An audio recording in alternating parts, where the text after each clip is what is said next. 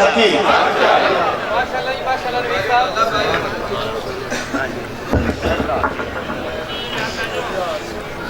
بسم اللہ الرحمن الرحیم. نحمده ونصلي علی سیدنا و مولانا محمد رسولہ النبی الکریم الامین المکین الرؤوف الرحیم. اما بعد فاعوذ باللہ من الشیطان الرجیم. بسم اللہ الرحمن الرحیم. ومن یشاقق الرسول من بعد ما تبین له الهدى ويتبع غير سبيل المؤمنين نوليه ما تولى ونصله جهنم وساءت مصيرا. صدق الله مولانا العظيم وبلغنا رسوله النبي الكريم الأمين. إن الله وملائكته يصلون على النبي يا أيها الذين آمنوا صلوا عليه وسلموا تسليما. تمام دوست محبت کے ساتھ ایک دفعہ رسول پاک علیہ السلام کی بارگاہ میں عقیدت کے سبحان الصلاۃ والسلام علیک یا سیدی یا رسول اللہ وعلی آلک وصحبک یا سیدی یا سید العالمین. حمد و صلاۃ کے بعد صاحب صدر گرامی قدر حضرت قبلہ پیر سید رضا حیدر شاہ صاحب بخاری زیدہ مجدہ ہو، دیگر زیبکار علماء کرام، زیبکار سنیوں، عاشقوں، آقا علیہ السلام کے غیور غلاموں اور عظیم مسلمانوں، لائق صدحہ مبارکباد ہیں اہل انتظامیہ کی جن کی محنت، کابش اور جد و جہد سے آج ہم سب کو بارگاہ خدا بندی میں اور بارگاہ مصطفی میں حاضری لگوانے کا موقع فراہم ہوا. دعا گو ہوں اللہ رب العزت ان کی یہ محنت، یہ کابش، یہ جد و جہد اپنی بارگاہ میں قبول و منظور فرمائے. قرآن پاک کی سورہ النساء کی آیت نمبر 115 کی میں نے تلاوت کی. اللہ پاک نے فرمایا وَمَن يُشَاقِقِ الرَّسُولَ مِن بَعْدِ مَا تَبَيَّنَ لَهُ الْهُدَى وَيَتَّبِعْ غَيْرَ سَبِيلِ الْمُؤْمِنِينَ نُوَلِّهِ مَا تَوَلَّى وَنُصْلِهِ جَهَنَّمَ وَسَاءَتْ مَصِيرًا. کہ جو شخص رسول پاک صلی اللہ علیہ وسلم کی مخالفت کرے اور مومنین کے راستے سے ہٹ کے چلے تو پھر ہم اس کو پھیر دیں گے اسی طرف جس کی طرف وہ پھر چکا، اور ہم اس کا ٹھکانہ جہنم بنائیں گے، اور جہنم کیا ہی بری جگہ ہے پلٹنے کی. یہ اس کا وہ ترجمہ ہے جس کو ہم لوگ پڑھتے سنتے رہتے ہیں. یہاں سب سے پہلی بات جو قابل توجہ وہ یہ کہ اللہ پاک نے فرمایا وَمَن يُشَاقِقِ الرَّسُولَ مِن بَعْدِ مَا تَبَيَّنَ لَهُ الْهُدَى. ہدایت کے واضح ہو جانے کے بعد جو رسول پاک علیہ السلام کی مخالفت کرے اور مومنین کے راستے سے ہٹ کے چلے تو اس کے لیے یہ وعید ہے. یہ ہدایت کیا چیز ہے کہ جس کے واضح ہو جانے کے بعد رسول پاک علیہ السلام کی مخالفت کرنے والے کے لیے اور مومنین کے راستے کو چھوڑ کر کسی اور راستے کو اپنانے والوں کے لیے یہ وعید ہے. کہ ہدایت کیا ہے؟ عام طور پہ ترجمہ کرنے والے اس کا ترجمہ یوں کرتے ہیں کہ حق و باطل کے واضح ہو جانے کے بعد جو رسول پاک علیہ السلام کی مخالفت کرے، یا کوئی ترجمہ یوں کرتا ہے صراط مستقیم کی آ جانے کے بعد جو رسول پاک علیہ السلام کی مخالفت کرے تو اس کے لیے یہ وعید ہے. مگر سامعین محترم یہاں لفظ ہدایت استعمال نہیں، یہاں لفظ خدا استعمال ہوا. وَمَن يُشَاقِقِ الرَّسُولَ مِن بَعْدِ مَا تَبَيَّنَ لَهُ الْهُدَى. خدا کا لفظ استعمال ہوا ہے، اور قرآن پاک میں لفظ خدا جو ہے خاص معنی کے لیے موجود ہے، خاص معنی کے لیے مستعمل ہے. جیسے اللہ پاک نے فرمایا هُوَ الَّذِي أَرْسَلَ رَسُولَهُ بِالْهُدَى وَدِينِ الْحَقِّ. کہ اللہ کی ذات وہ ہے جس نے رسول کو بھیجا ہدایت کے ساتھ اور دین حق کے ساتھ. یہاں پھر وہی بات کہ یہ ہدایت کیا ہے کہ جس کو اللہ پاک نے دین حق سے الگ کر کے بیان کیا. نہ صرف الگ کر کے بیان کیا بلکہ دین حق کا ذکر بعد میں کیا. پہلے اس ہدایت کا ذکر کیا کہ دین حق کو بھی مانو، ہدایت کو بھی مانو، مگر دین حق کو بعد میں مانو، پہلے ہدایت کو مانو. یہ ہدایت کیا ہے؟ اسی کو سمجھنے کے لیے ایک اور آیت کریمہ کا ہم سہارا لیتے ہیں. اللہ پاک نے فرمایا اولئک الذین ھدی اللہ فبہداہ مقتدی. یہاں بھی خدا کا لفظ استعمال ہوگا کہ یہ انبیاء علیہ السلام کی جماعت ہے کہ جن کو اللہ پاک نے ہدایت سے نوازا ہے، اور اے حبیب مکرم آپ ان کی ہدایت کی پیروی کیجیے۔ سوال یہ ہے پیروی کون کرتا ہے؟ جو پیچھے رہنے والا ہو۔ پیروی وہی کرتا ہے نا جو پیچھے ہو۔ اس نبی نے کیا پیروی کرنی تھی؟ جو معراج کی شب سب سے آگے دکھ رہا تھا۔ آپ ان کی پیروی کیجیے۔ پیروی کرنے والا تو پیچھے ہوتا ہے، اور وہ نبی وہ پیغمبر وہ رسول جو معراج کی شب سب سے آگے تھا، اس نے کیا پیروی کرنی؟ تو پھر اس کا معنی کیا ہے؟ مفسرین کرام فرماتے ہیں چونکہ یہاں لفظ خدا استعمال ہے، اولئک الذین ھدی اللہ فبہداہ مقتدی، خدا کا لفظ استعمال، معنی یہ ہے حبیب یہ انبیاء ہیں جن کو اللہ پاک نے فردن فردن صفات عطا کی ہے، چند چند صفات کے ساتھ نوازا ہے، اور حبیب تو ان تمام صفات کا جامع ہو جا، تو ان تمام صفات کا جامع۔ حسن یوسف دم عیسیٰ ید بیضا داری، آنچ خوباں ہما دارن لیکن تو تنہا داری۔ ہر نبی کو پیغمبر کو رسول کو اللہ پاک نے چند چند صفات کے ساتھ نوازا، مگر جب مصطفیٰ کی باری آئی اللہ پاک نے تمام صفات کو تمام کمالات کو دامن مصطفیٰ میں جمع فرما دیا۔ کیوں؟ سوال یہ کہ ایسا کیوں؟ دیگر انبیاء کو چند صفات کے ساتھ نوازا گیا، مصطفیٰ کی ذات میں تمام صفات تمام کمالات جمع کر دیے گئے، ایسا کیوں؟ ہاں اس لیے کہ دیگر انبیاء ایک زمانے میں آئے، کسی نہ کسی زمانے میں آئے، ایک زمانے میں آئے، ایک قوم کی طرف آئے، ایک مزاج والوں کے پاس آئے، تو اس قوم کے مطابق جو کمال بنتا تھا نا اس نبی کو وہ کمال دیا گیا، اس زمانے کے مطابق جو کمال بنتا تھا اس نبی کو وہ کمال دیا گیا، اس کے مزاج کے مطابق جو کمال بنتا تھا اور جچتا تھا اللہ پاک نے اس نبی کو وہ کمال دیا۔ مگر جب وہ پیغمبر وہ رسول وہ شخصیت اور وہ ہستی جو ساری اقوام کی طرف آئی، سارے زمانوں کی طرف آئی اور ہر قسم کے مزاج والوں کے پاس آئی، تو ضروری تھا اس نبی کو پیغمبر کو وہ تمام کمالات دیے جاتے جو تمام اقوام کے مطابق ہوتے، جو تمام زمانوں کے مطابق ہوتے اور تمام مزاجوں کے مطابق ہوتے۔ پھر پیچھے کی طرف آئیے کہ خدا کا معنی کیا ہے؟ وہ صفات وہ اوصاف جو ذات محمدی کے ساتھ مخصوص ہیں، وہ صفات وہ اوصاف جو ذات محمدی کے ساتھ مختص ہیں۔ اب پیچھے کی طرف فرمایا هو الذی ارسل رسولہ بالہدی، جانتے ہو اللہ کون ہے؟ اللہ وہ ہے جس نے رسول کو بھیجا، کیسے؟ اس کو دین حق بعد میں عطا کیا، پہلے مصطفیٰ کو صفات عطا کی، پہلے مصطفیٰ کو اوصاف عطا کی، مصطفیٰ کا دین بھی مانو مگر بعد میں مانو، پہلے مصطفیٰ کی صفات کو مانو۔ اب اس آیت کریمہ کی طرف اللہ پاک نے فرمایا وَمَن يُشَاقِقِ الرَّسُولَ مِن بَعْدِ مَا تَبَيَّنَ لَهُ الْهُدَىٰ۔ حبیب ان کو بتا دیں اس نبی کی ہدایت کے بعد ہو جانے کے بعد، اس نبی کی صفات کے بعد ہو جانے کے بعد، اس نبی کے اوصاف کے بعد ہو جانے کے بعد، اس کے کمالات واضح ہو جانے کے بعد، علم واضح ہو جانے کے بعد، عمل واضح ہو جانے کے بعد، سیرت واضح ہو جانے کے بعد، کردار واضح ہو جانے کے بعد، جود و نوال واضح ہو جانے کے بعد، حسن و جمال واضح ہو جانے کے بعد، فضل و کمال واضح ہو جانے کے بعد، جو شخص اس رسول کی مخالفت کرے اور مومنین کے راستے سے ہٹ کے چلے تو پھر ہم اس کو اسی طرف لگا دیں گے جس کی طرف لگ چکا ہے، اور ہم اس کا ٹھکانہ جہنم بنائیں گے، اور جہنم کیا ہی بری جگہ ہے پلٹنے کی۔ سامعین محترم، حضور کی صفات واضح ہیں، کس نے واضح کی یا خود بخود واضح ہوئی؟ یاد رکھ لیں آقائے دو جہان اسلام کے فرائض منصبی میں دو چیزیں داخل تھیں۔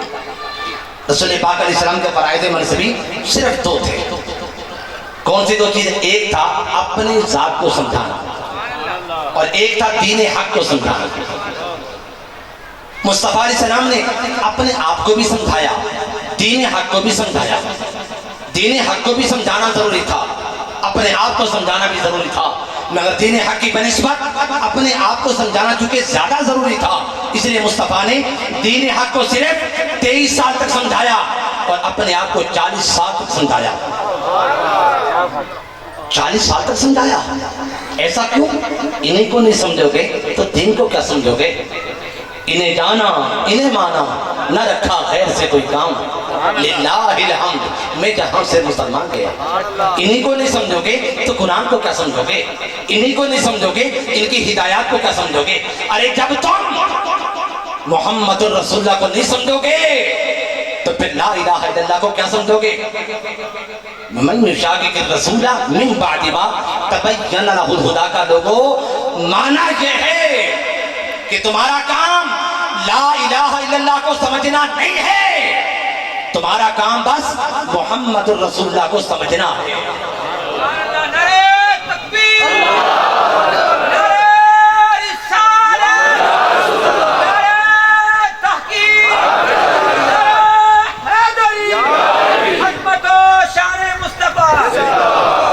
اب سوال یہ ہوتا ہے، دیکھو ذات کے اعتبار سے، ذات کے اعتبار سے لا الہ الا اللہ پہلے ہے اور محمد رسول اللہ بعد میں، اللہ کی ذات پہلے، حضور کی ذات بعد میں۔ وجود کے اعتبار سے لا الہ الا اللہ پہلے ہے، محمد رسول اللہ بعد میں، اللہ کی ذات پہلے پائی گئی، حضور کی ذات بعد میں پائی گئی۔ مگر یاد رکھ لیں ایمان کے اعتبار سے محمد رسول اللہ پہلے ہے، لا الہ الا اللہ بعد میں۔ عرفان کے اعتبار سے محمد رسول اللہ پہلے ہے، لا الہ الا اللہ بعد میں ہے۔ علم و معرفت کے اعتبار سے محمد رسول اللہ پہلے ہے، لا الہ الا اللہ بعد میں ہے۔ مگر اللہ پاک نے اس کلمے کو مخلوق کے درمیان رکھا یوں ہوا ہے کہ اگر ہم ادھر سے چلیں تو لا الہ الا اللہ پہلے ہے، محمد رسول اللہ بعد میں ہے، ادھر سے چلیں تو محمد رسول اللہ پہلے ہے، لا الہ الا اللہ بعد میں ہے۔ جیسے دیکھو نا، سورج پہلے ہے، روشنی بعد میں ہے، چاند پہلے ہے، چاندنی بعد میں ہے، دریا پہلے ہے، روانی بعد میں ہے۔ ادھر سے چلیں تو سورج پہلے ہے، روشنی بعد میں ہے، چاند پہلے ہے، چاندنی بعد میں ہے۔ ادھر سے چلیں تو روشنی پہلے ہے، سورج بعد میں ہے، چاند پہلے، چاندنی پہلے ہے، چاند بعد میں ہے۔ بس بتاؤ ہم ادھر سے آ رہے ہیں یا ادھر سے جا رہے ہیں؟ کیونکہ ادھر سے جا رہے ہیں اس لیے محمد رسول اللہ پہلے ہیں اور لا الہ الا اللہ بعد میں۔ یہی وجہ ہے پوری دنیا میں، کائنات میں ایک مثال بھی نہیں دی جا سکتی کہ کوئی شخص محمد رسول اللہ تک پہنچے بغیر لا الہ الا اللہ تک پہنچاؤ۔ اب سوال یہ ہوتا ہے کہ جب یہ بات ہے ایمان و عرفان کے اعتبار سے، علم و معرفت کے اعتبار سے محمد رسول اللہ پہلے ہے، لا الہ الا اللہ بعد میں ہے، تو پھر چاہیے تو یہ تھا ہمارا کلمہ یوں ہوتا محمد رسول اللہ لا الہ الا اللہ۔ ہمارا کلمہ بھی یہ ہونا چاہیے تھا کہ محمد اس اللہ کے رسول ہیں جس کے سوا کوئی معبود نہیں، جبکہ ہم تو یوں پڑھتے ہیں لا الہ الا اللہ محمد رسول اللہ۔ ایسا کیوں؟ ایسا کیوں؟ ہاں اس لیے کہ لا الہ الا اللہ یہ دعویٰ ہے، اللہ کی وحدانیت کا بیان، اللہ کی توحید کا بیان، اللہ کی الوہیت کا بیان۔ یہ کیا ہے؟ بولیے نا، دعویٰ ہے۔ اور محمد الرسول اللہ یہ کیا ہے؟ دلیل ہے۔ دعویٰ پہلے ہوتا ہے، دلیل بعد میں ہوتا ہے۔ قد جاءکم برہان من ربکم ارسلناک شاہدا، تجھے تو ہم نے دلیل بنا کے بھیجا نا۔ شیخ عبدالحق محدث سے دل بھی لے رہا ہوں، اس حدیث پاک کو لے کے آئے کہ جب اللہ پاک نے نور محمدی کو پیدا فرمانا چاہا تو اللہ پاک نے فرمایا تھا محمد الرسول اللہ۔ جواباً نور محمدی چمکا تھا اور چمک کر اس نے کہا تھا لا الہ الا اللہ، یہ کہہ کر نور محمدی جلوہ وحدت خدا بندی میں فنا ہو گیا۔ پھر اللہ پاک نے فرمایا محمد الرسول اللہ، جواباً نور محمدی پیدا ہوا، ظاہر ہوا اور اس نے کہا لا الہ الا اللہ، یہ کہہ کر نور محمدی جلوہ وحدت خدا بندی میں فنا ہو گیا۔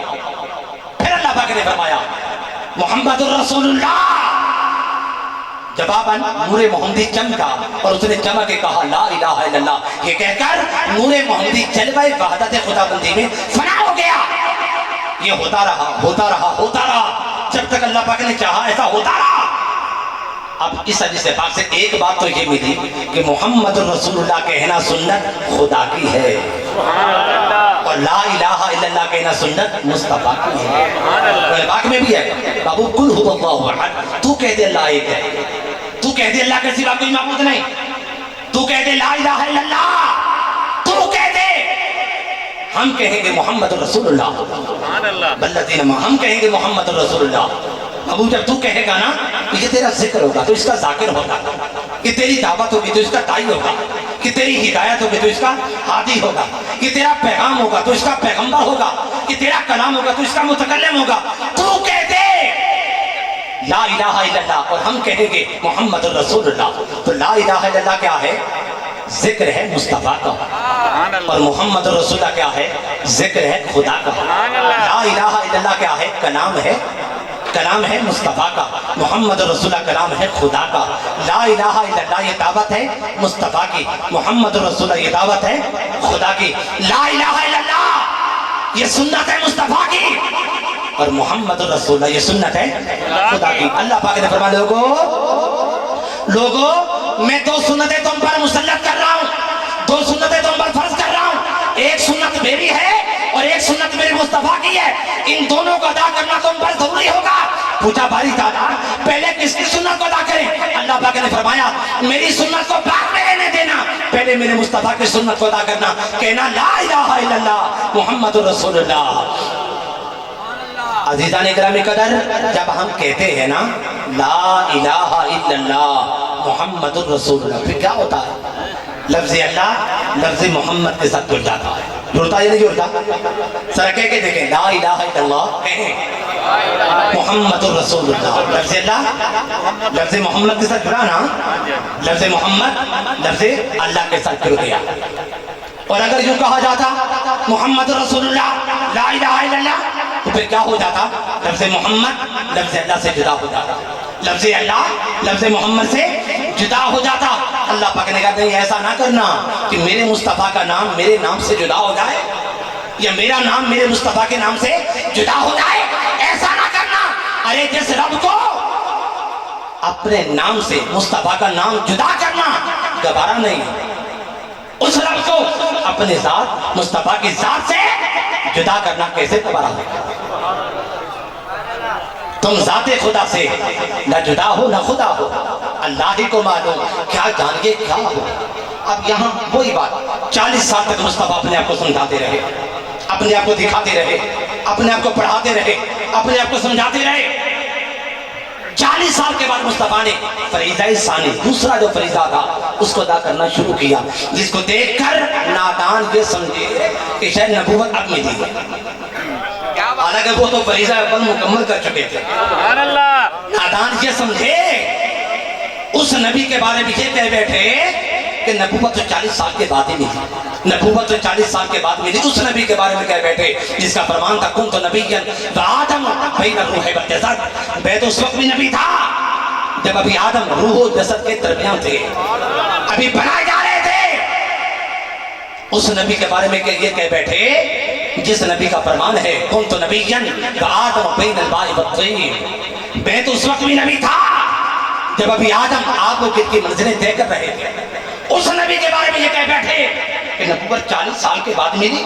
جس نبی سے پوچھا گیا تھا متا وجبت لک النبوۃ, آقا یہ نبوت آپ کو لازم کب ہوئی؟ یہ نبوت آپ کو لازم متا وجبت لازم آپ کو لازم کب ہوئی؟ لازم کا معنی جانتے ہیں؟ سورج کو روشنی لازم ہے, سورج کو روشنی لازم ہے, چاند کو چاندنی لازم ہے, دن کو اجالا لازم ہے, رات کو تاریکی لازم ہے, پھول کو مہک لازم ہے, موتی کو چمک لازم ہے. لازم کا معنی یہ ہوتا ہے کہ جس کا لازم ہو اس کو ساتھ ہی رہے, اس سے جدا نہ ہو سکے. کیسے ہو سکتا ہے کہ سورج ہو روشنی نہ ہو, چاند ہو چاندنی نہ ہو, دریا ہو روانی نہ ہو, پھول ہو مہک نہ ہو, موتی ہو چمک نہ ہو؟ ارے کیسے ہو سکتا ہے کہ نور مصطفیٰ ہو اور نبوت نہ ہو؟ نبوت لازم کب ہوئی تھی؟ حضور نے فرمایا ابھی تو آدم بنا ہی نہیں گئے تھے, میں تو تب بھی نبی تھا. 40 سال تک مصطفیٰ علیہ السلام اپنے آپ کو سمجھاتے رہے. 40 سال کے بعد نبوت ملی, 40 سال کے بعد نبوت ملی. یہ کہنے والے در حقیقت یہ کہنا چاہ رہے ہوتے ہیں کہ 40 سال کے بعد مصطفیٰ تبلیغ کے قابل ہوئے. نادانوں تو 15 سال کی عمر میں 30-25 سال کی عمر میں تبلیغ کے قابل ہو جاتے ہو, مصطفیٰ 40 سال کے بعد تبلیغ کے قابل ہوئے. نعرہ تکبیر, نعرہ رسالہ, نعرہ رسالہ, عظمت و شان مصطفیٰ, رفت و کمال مصطفیٰ. سال کے بعد مصطفیٰ علیہ السلام نے جب دعوت دی تو پھر کیا ہوا؟ دعوت دی مقابلے میں جواب میں عداوت آئی، دعوت کے جواب میں عداوت آئی۔ کوہ صفا ہے، قریش کا مجمع ہے، تاجدار کائنات علیہ السلام نے خطاب کر رہے ہیں، پہلی مرتبہ اللہ پاک کی وحدانیت الوہیت کی بات کرنا چاہ رہے ہیں۔ آقا علیہ السلام نے فرمایا اے قریش مکہ، اگر میں تمہیں کہوں اس پہاڑ کے پیچھے دشمن کی ایک فوج کھڑی ہے، ایک لشکر کھڑا ہے اور وہ تم پر حملہ آور ہونے کو ہے اور تم نے وہ فوج وہ لشکر دیکھا نہ ہو، تو کیا میرے کہنے پہ یقین کر لو گے؟ جی ہاں کر لیں گے۔ پھر کیسے کرو گے؟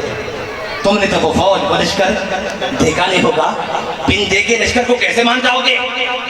وہ کہنے لگے چونکہ ہم آپ کو جو مانتے ہیں، آپ کو صادق مانتے ہیں، امین مانتے ہیں، سچا مانتے ہیں، اچھا مانتے ہیں، آپ کے کہنے پر بن دیکھے لشکر کو بھی مان لیں گے۔ بس مصطفیٰ پاک نے فرمایا ارے اگر میرے کہنے پر بن دیکھے لشکر کو مانتے ہو تو پھر میرے کہنے پر بن دیکھے اللہ کو بھی مان لو۔ کیا ہوا؟ حل چلنے لگا، ایک شور اٹھا۔ آپ نے کیا فرما دیا؟ ہمارے 360 خدا جھوٹے ہیں، آپ کا ایک خدا سچا ہے۔ ہمارے 360 خداؤں کے جھوٹے ہونے پر اور آپ کے ایک خدا کے سچے ہونے پر کیا دلیل؟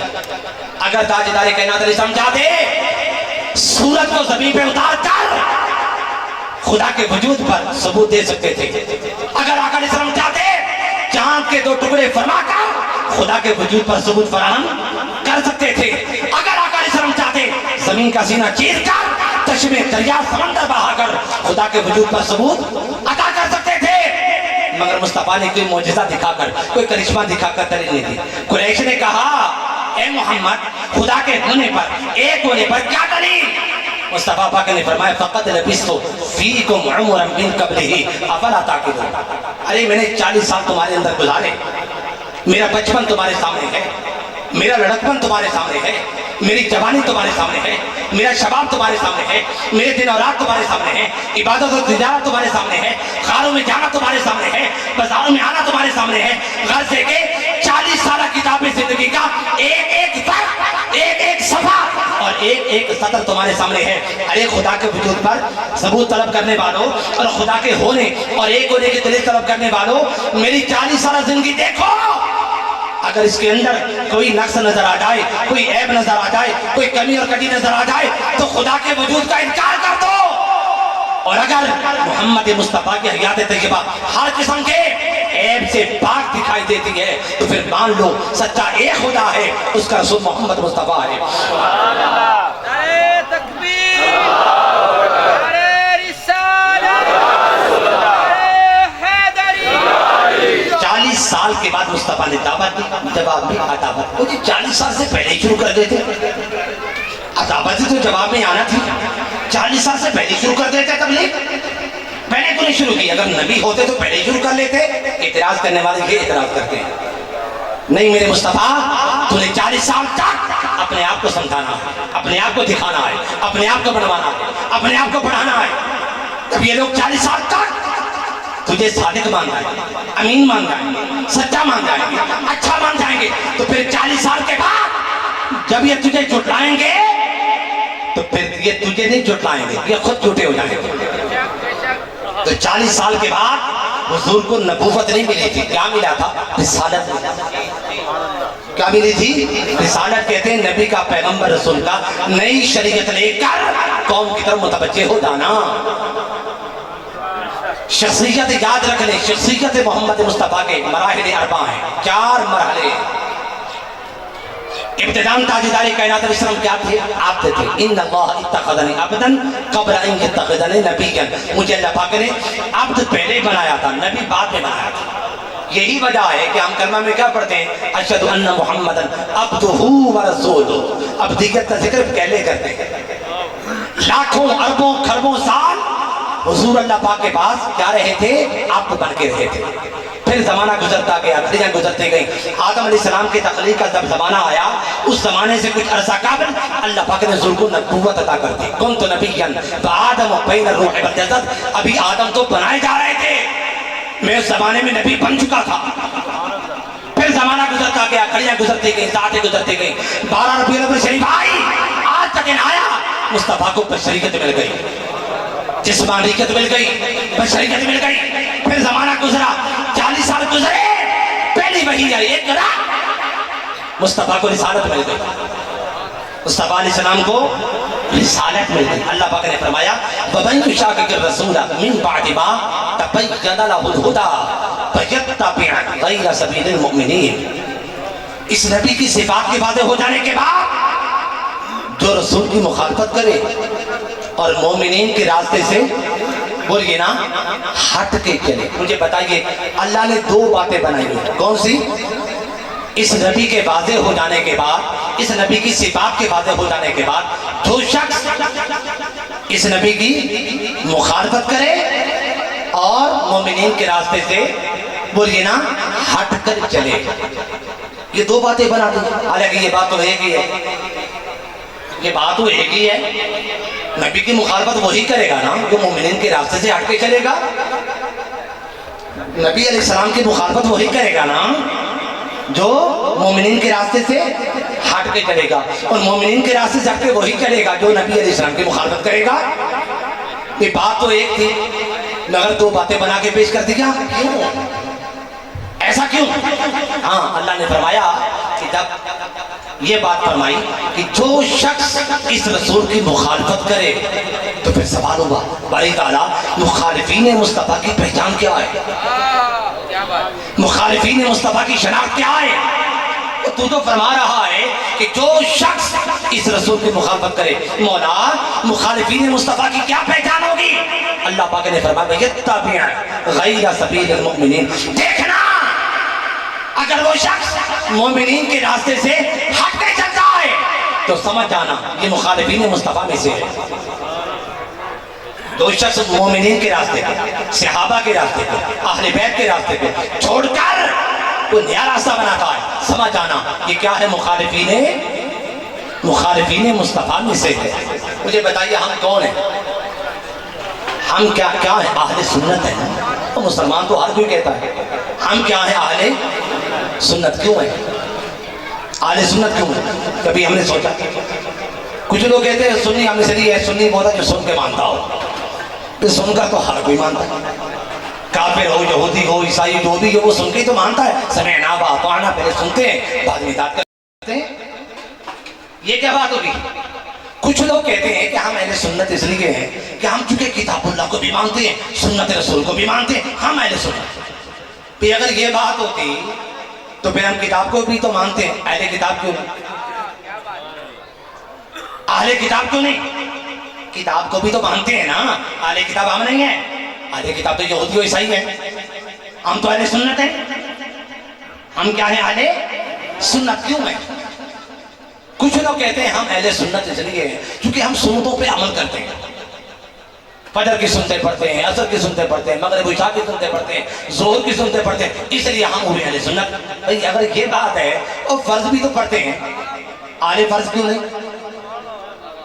نفل اور واجب بھی تو ادا کرتے ہیں, اہل نفل اور اہل واجب کیوں نہیں؟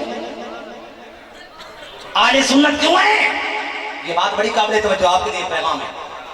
اہل سنت یاد رکھنا اس لیے ہے کہ سنت کا معنی ہے راستہ. وَيَتَّبِعْ غَيْرَ سَبِيلِ الْمُؤْمِنِينَ, مومنین کے راستے پر چلو, مومنین کے راستے پر چلو. سنت کا معنی کیا ہے؟ راستہ. ہم اس راستے پر چلتے ہیں جو راستہ ہمیں صحابہ و اہل بیت نے دیا. اس راستے کو اپناتے ہیں, اس راستے کو پکڑتے ہیں, نیا راستہ نہیں بناتے. جو لوگ نیا راستہ بناتے ہیں وہ اہل سنت نہیں, وہ ہے اہل بدعت. وہ کیا ہے؟ اہل. دیکھو نا ایک راستہ جا رہا ہے کراچی کی طرف, آپ کراچی جانا چاہیں, اگر آپ اس راستے کو چل پڑیں گے تو آپ منزل کو پا لیں گے. اور اگر آپ کہتے ہیں میں تو نیا راستہ بناؤں گا تو ہو سکتا ہے راستہ بناتے بناتے آپ کھپ جائیں اور مر جائیں, راستہ بنا ہی نہ سکے. اہل سنت وہ ہے جو نیا راستہ نہیں بناتے, جو راستہ صحابہ و اہل بیت نے بنایا تھا اس راستے کو اپناتے ہیں. ہم اہل قرآن بھی نہیں, ہم اہل قرآن. آپ پریشان ہو رہے ہیں اہل قرآن تو ہمیں, ہم اہل قرآن. علامہ صاحب نے بہت پیاری بات ہے, اہل قرآن بھی ہم نہیں. اہل قرآن تو وہ ہو سکتا ہے جو قرآن کے جملہ رموز کو, جملہ اسرار کو اور تمام الفاظ کے معانی, مطالب, مفاہیم کو جانتا. اور یہ ہمت تو سیدنا جیسا کہ علامہ صاحب نے فرمایا جبرائیل کے اندر بھی نہیں تھی. قرآن کی جملہ اسرار و حکام جبرائیل بھی نہیں جانتے تھے. جب حضور کے پاس آئے کہا فاجا بولتے رہے تو حضور فرماتے رہے علم تو بھائی مجھے تو پتا ہے, میں تو جانتا ہوں. عرض کیا کہ میں لانے والا مجھے تو خبر نہیں. حضور نے فرمایا جبرائیل یہ خدا اور مصطفیٰ کے دل میں راز کی باتیں ہیں, یہ خدا جانتا ہے یا مصطفیٰ جانتا ہے. تو قرآن کے جملہ اسرار اور جملہ رموز مصطفیٰ جانتے ہیں. اور پھر دیکھیں یہی وجہ تھی اللہ پاک نے فرمایا تھا فوجدک ضالًا فہدیٰ. محبوب یاد کر جب رب نے تجھے ضال پایا تھا تو ہدایت سے نواز دیا تھا. ضال کا معنی کیا ہے؟ سیدنا جنید بغدادی فرماتے ہیں کہ ضال کا معنی ہے متحیر, حیرت میں پڑنے والا. یاد کر جب تو حیران ہو گیا. حضور حیران ہو گئے تھے. کب حیران ہو گئے تھے؟ جب قرآن مجید کے الفاظ آتے, آیات آتی, حروف آتے, حضور حیران ہو جاتے. ایک لفظ کے کئی معنی مطالب افائی ذہن مصطفیٰ میں آ جاتے. حضور حیران ہوتے کس لفظ کا کون سا معنی کرے, کون سا معنی نہ کروں, کون سا معنی منشا الہی کے زیادہ قریب ہوگا اور کون سا معنی منشا الہی کے زیادہ قریب نہیں ہوگا. حضور حیران ہو جاتے. تو پھر کیا کیا اللہ پاک نے ہر لفظ کے لیے معنی کا تعین کر دیا. میرے مصطفیٰ اس کا معنی یہ فرما لے, اس کا معنی یہ فرما لے, اس کا معنی یہ مناسب ہوگا, اس کا معنی یہ کر لے. اس زمانے کی بات میرے مصطفیٰ یاد کر جب رب نے تجھے قرآن مجید کے الفاظ کے معنی کے سلسلے میں حیران پایا تھا تو اس نے تجھے حیرت کی کیفیت سے باہر نکال دیا تھا. ہم اہل قرآن نہیں ہیں اور قرآن تو ہماری دلیل ہی نہیں ہے. آپ کہیں گے یہ تو بڑی عجیب بات کر دی آپ نے, قرآن ہماری دلیل نہیں, ہماری دلیل نہیں, ہماری دلیل نہیں ہے. یہ بات بہت بڑی غلط فہمی کے طور پر لوگ لیتے ہیں اور بڑی غلط فہمی کا شکار ہو. یہ قرآن ہماری دلیل ہے, قرآن ہماری دلیل ہے. ہماری دلیل نہیں, ہماری دلیل محمد مصطفیٰ ہے. قرآن حضور کی دلیل ہے, قرآن حضور کی دلیل ہے. اگر قرآن ہماری دلیل ہوتی تو جب حضور نے فرمایا تھا کھجوروں کا ٹکڑا لے جاتا کہ خود کھا, گھر والوں کو کھلا, تیرا کفارہ ادا ہو جائے گا. کوئی ایک صحابی بول پڑتا یا رسول اللہ قرآن میں تو یہ ہے, اور آپ کیا کر رہے ہیں؟ وہ جانتے تھے کہ قرآن مصطفیٰ کی دلیل ہے, ہماری دلیل محمد مصطفیٰ ہے.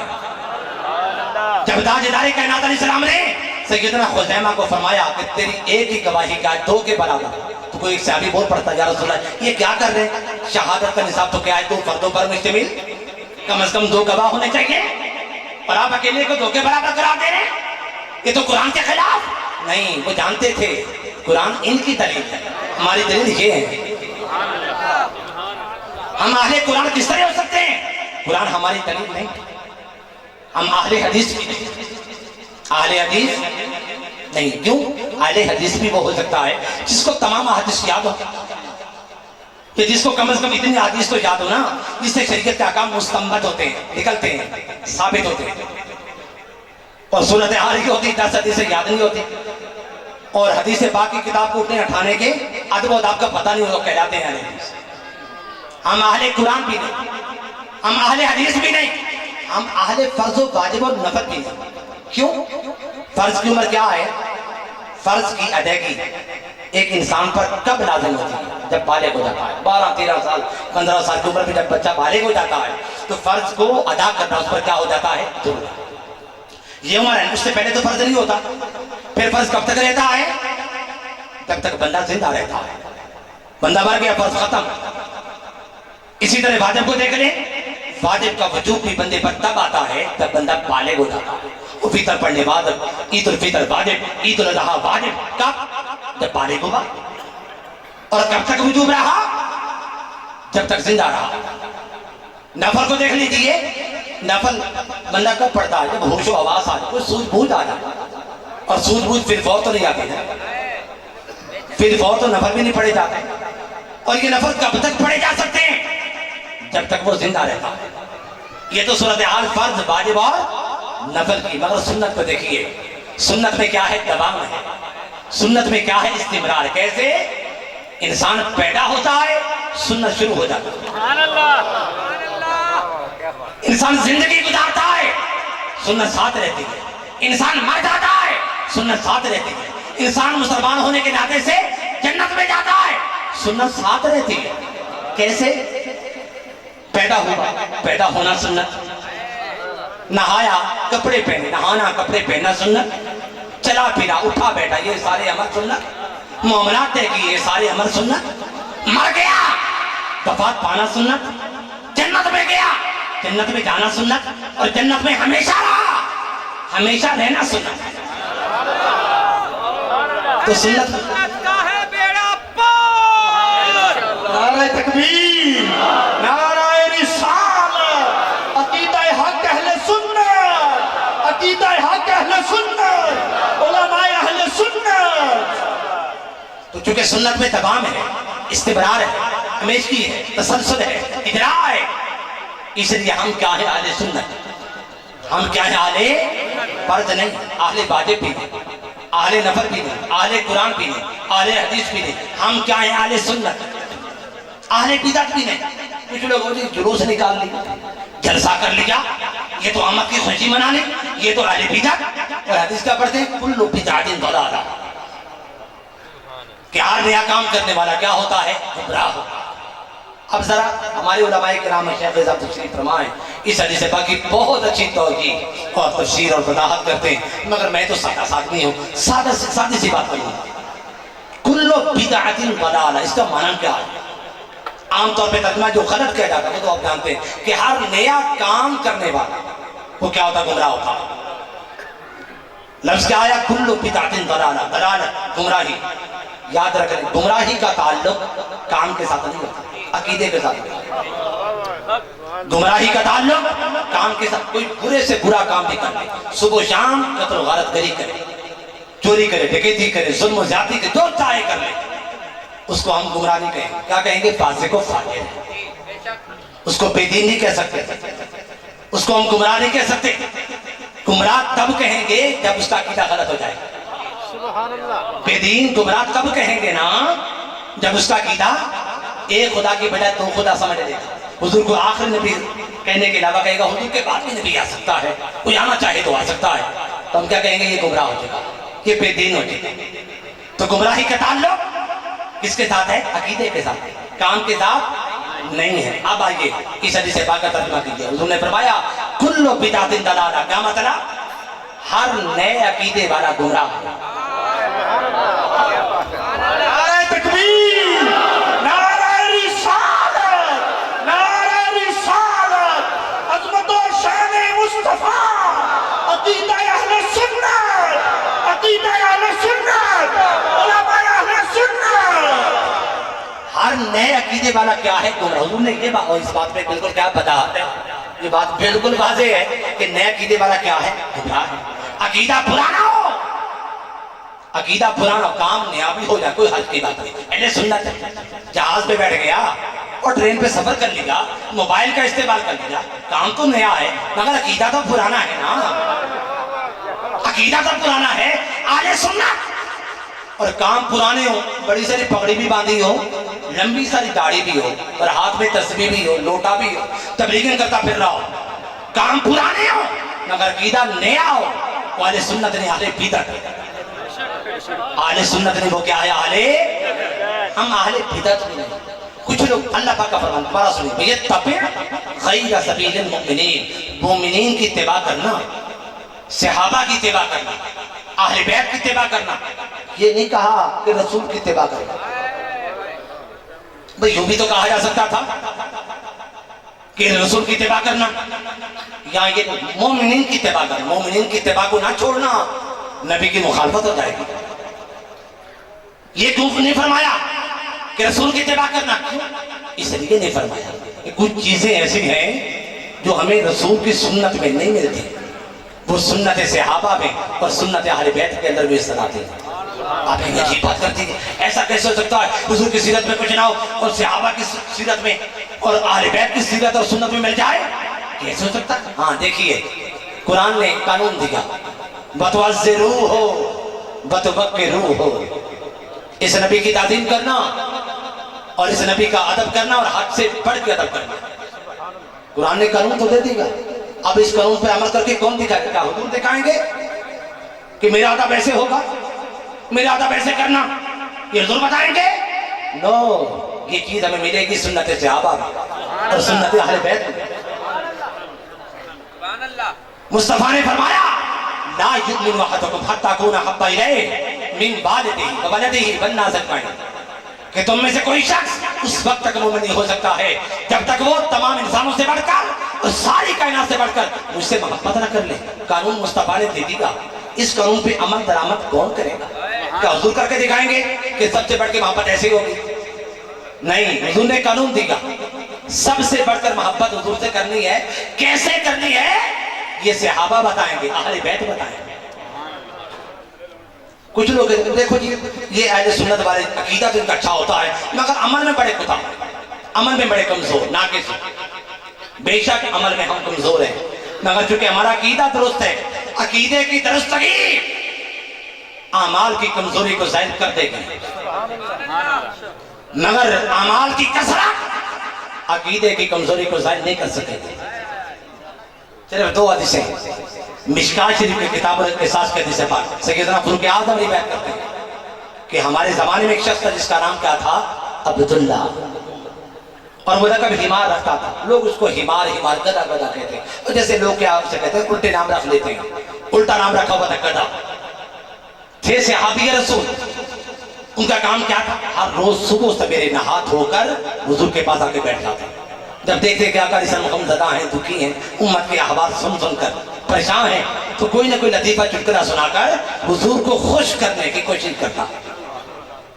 مگر چونکہ نیا نیا صحابی ہوا تھا اور شراب نہیں کیا اسے کہتے حرام بھی تھی، عادت چھوٹی نہ تھی، کبھی کبھی شرابی پی بیٹھتا۔ ایک دن ایسا فاروق اعظم فرماتے ایک دن ایسا ہوا شراب کے نشے قدر کیا تھا بس تھا، آقا علیہ السلام کے پاس لایا گیا، حضور نے فرمایا کوڑے لگاؤ۔ جب کوڑے لگائے جانے لگے تو کسی صحابی نے، فاروق اعظم نے یا کسی اور صحابی نے ان کو گالی دی، لعنت کرنا، لعنت تو اس پر ادھر حضور کے پاس بیٹھتے بھی ہیں اور محبت کا اظہار بھی کرتے ہیں اور ادھر ساتھ شراب بھی پیتے ہیں، شراب چھوڑتے نہیں ہیں، یہ نہیں یہ گناہ بھی کر لیتے ہیں۔ تو ہی یہ بات آقا علیہ السلام کے کانوں تک جب پہنچی، آقا علیہ السلام جلال میں آئے، حضور نے فرمایا لا تلعنوا فإنه يحب الله ورسوله، اس پر لعنت مت کرو کیونکہ یہ شخص کیا ہے؟ اللہ اور اس کے رسول کا سچا محب ہے، گناہگار ہے، گناہگار ہے، حضور سے محبت کرتا تھا۔ حضور نے کیا فرمایا؟ یہ کامیاب ہے، یہ مومن ہے۔ اور دوسری طرف ایک اور حدیث پاک مسند ابی یعلا شریف کا حدیث پاک باب فضائل سیدنا ابو بکر صدیق رضی اللہ تعالیٰ عنہ۔ انس بن مالک روایت کرتے ہیں ہمارے زمانے میں ایک شخص تھا بڑا عبادت گزار تھا، اتنا عبادت گزار تھا کہ صحابہ کرام بھی اس کی باتوں سے کہتے ہیں متاثر تھے۔ ایک روز رسول پاک علیہ السلام تشریف فرما تھے، ہم نے حضور سے کہا یا رسول اللہ وہ جو فلاں شخص ہے بڑا عبادت گزار تہجد گزار، جانتے ہیں اس کو؟ آقا علیہ السلام فرمایا لا میں اس کو نہیں جانتا۔ عرض کیا آقا اس کی یہ صفات ہیں، یہ القابات ہیں، یہ اس کے کیا ہیں کمالات، آپ جانتے نہیں ہیں؟ حضور نے صفات کو سن کر بھی پہچاننے سے انکار کیا۔ کس نبی نے؟ جس نبی کا فرمان ہے قرب قیامت جو اس پر جہاد کریں گے، میں ان کو ناموں کو جانتا ہوں، ان کے باپوں کے ناموں کو جانتا ہوں، وہ جس سواریوں پر جہاد کریں گے میں ان سواریوں کے رنگوں کو بھی جانتا ہوں، میں نہیں پہچانتا، میں نہیں جانتا۔ انس بن مالک فرماتے ابھی ہم باتیں کر ہی رہے تھے، وہی شخص دور سے آتا ہوا دکھائی دیا۔ جب آتا ہوا دکھائی دیا تو ہم نے کہا یا رسول ہاں ہو ہاں یا رسول اللہ، آقا یہ وہ شخص ہے جس کی ہم باتیں کر رہے تھے اور آپ اس کو پہچان نہیں رہے تھے۔ حضور نے فرمایا اچھا تم اس کی بات کر رہے تھے؟ انہو صفات من الشیطان، اس کے چہرے پر تو شیطان ناچ رہا ہے، یہ تو پرلے درجے کا شیطان ہے، اور تم کہتے ہیں بڑا عبادت گزار ہے۔ صحابہ کرام کہتے ہیں ہماری حیرت کے امتحان آئے کہ ہم اس کو کچھ سمجھ رہے تھے اور حضور نے فرمایا یہ تو شیطان ہے۔ آتا گیا حضور کے پاس آیا، آ کر اس نے حضور کو کوئی سلام نہیں کیا، کھڑا رہا، کوئی ادب و آداب کا اہتمام نہیں کیا، پھر پشت پھیر کے چلا گیا اور جاتے ہوئے بھی اس نے حضور کو کوئی سلام نہیں کیا۔ پھر کیا ہوا؟ جب تھوڑی دیر چلا گیا تو حضور نے فرمایا من یقتلہ، اسے قتل کون کرے گا؟ مسند ابی یعلا شریف کا جسے پاک ہے، اسے قتل کرنے کون جائے گا؟ سیدنا ابو بکر صدیق کھڑے ہو گئے، عرض کیا کہ میں جاتا ہوں۔ وہ گئے تلوار لے کر، دیکھا ایک حجرے میں وہ نماز کے اندر ماہر ہے، بڑے خشوع و خضوع کے ساتھ نماز پڑھ رہا ہے۔ آپ نے قتل کرنا چاہا مگر دل میں خیال آیا کہ حضور کا فرمان ہے نماز پڑھنے والے کو قتل نہیں کرنا، واپس آ۔ حضور نے پوچھا ما ابی بکر، ابھی ابو بکر کیا کر کے آئے ہو؟ عرض کی حضور وہ تو نماز پڑھ رہا تھا اور آپ کا فرمان عالی شان ہے کہ نماز پڑھنے والے کو قتل نہیں کرنا، بس میں واپس آ گیا۔ حضور نے فرمایا میں یقتلو، اسے قتل کون کرے گا؟ فاروق اعظم اٹھے، وہ کہے دیکھا وہ نماز کے بعد بڑے خشوع و خضوع کے ساتھ رو رو کر ہاتھ لمبے اونچے اونچے کر کر کے وہ دعائیں مانگ رہا، قتل کرنا چاہا، دل میں خیال آیا ابو بکر ہوا افضل منی، ابو بکر تو مجھ سے بھی افضل ہے، یہ کام وہ نہ کر سکے میں کیسے کروں؟ یہ سوچ کے واپس عرض کیا آقا میں تو قتل کرنا چاہ رہا تھا مگر دل میں بار بار خیال آتا ابو بکر تو تجھ سے بھی افضل ہے، یہ کام وہ نہ کر سکا تو کیسے کرے گا؟ تجھے نہیں کرنا چاہیے۔ حضور نے پھر فرمایا میں یقتلو، اسے قتل کون کرے گا؟ علی شیر خدا کھڑے ہو گئے، عرض کیا کہ میں تو پھر قتل کر کے ہی آؤں گا، میں تو پھر اس کو چھوڑوں گا نہیں، میں تو قتل کر کے ہی آؤں گا۔ آقا علیہ السلام نے فرمایا ہاں علی انتا ان ادرکتہ، تو اسے قتل کر لے گا اگر تو نے اسے وہاں جا کے پا لیا۔ علی شیر خدا فرماتے ہیں میں وہاں گیا، وہ وہاں سے جا چکا تھا، واپس آیا، ساری صورتحال بیان کی تو حضور نے فرمایا آج اگر یہ شخص اس مقام پہ مارا جاتا تو قیامت تک مختلف امتی رجلان، دو شخص بھی میری امت کے آپس میں نہ لڑتے۔ عزیزان گرامی قدر لبے لبا، ایک بات تو یہ ہے جتنے فتنے ہیں فسادات امت کے اندر، فرقہ واریت ہے، یہ صرف انہی لوگوں کی وجہ سے ہے جن کے پاس عبادات کی کثرت ہے مگر رسول پاک علیہ السلام کے تعلق کی اہمیت نہیں ہے۔ ایک بات تو یہ، اور دوسری بات دونوں حدیثوں کو ملائے تو پھر نتیجہ نکالے، کیا نکلے گا؟ انسان گناہگار ہو، بدکار ہو، بدکردار ہو، اگر حضور سے محبت کرتا ہے تو پھر بھی کامیاب ہے۔ پھر بھی حضور کیا فرماتے ہیں؟ اسے گالی نہ دو، اس پر لعنت مت کرو، یہ اللہ اس کے رسول کا کیا ہے؟ سچا محب ہے۔ اور دوسری طرف کیا ہے؟